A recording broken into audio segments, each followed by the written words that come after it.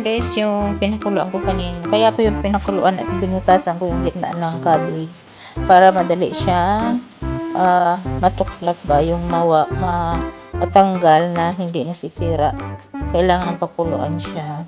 Ito siya guys. Ayan, tinanggal ko yung sa gitna dahil magluluto ako guys. Ito yung rice ko na may giniling na karne na sinangkapan siya. Depende na kung anong gusto yung sangkap dyan. Basta ito, may black pepper, may salt, may turmeric, may sabaran. Marami pa. May mga ibang powder pa akong nilagay dyan. And then, ito na siya guys, yung meron na akong nabalot tapos nilagyan ko ng potato sa ilalim para pag niluto mamaya kasi hindi na yan pwedeng haluin. Kaya may potato sa sa pinakailalim para hindi dumikit itong cabbage.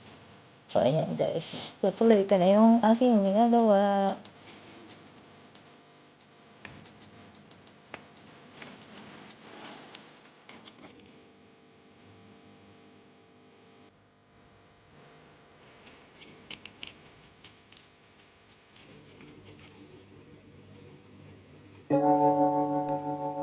Ayan guys, hindi pa ako tapos gumawa.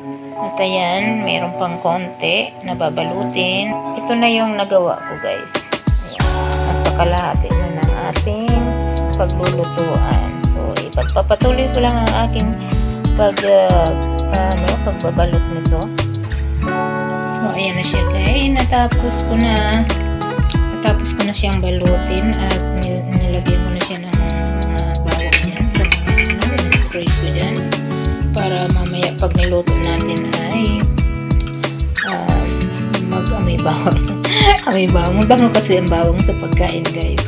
At okay din siya. Ayan.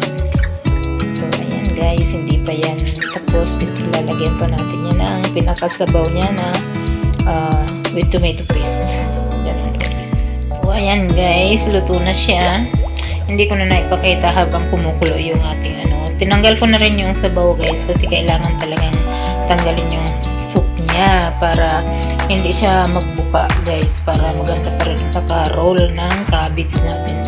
So ito yung niya, pinakasabaw niya. So nilagay natin dito sa isang malinis na kaserola.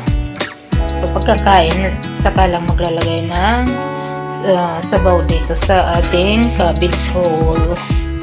So, ayan, kailangan nating ililipat yan sa tray at doon natin palamigin.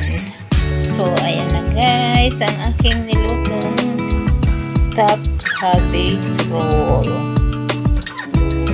ayan, luto na ang request ng aking asawa. Ayan ang pinaluto niya sa akin dahil yan ang gusto niyang kainin. Ito yung sabaw niya guys, sineparate ko siya.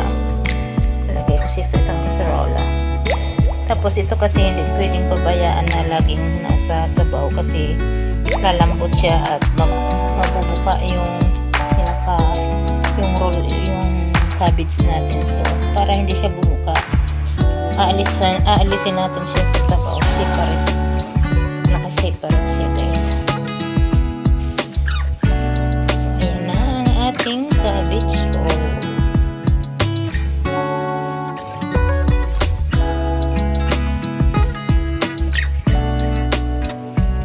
Let's eat guys.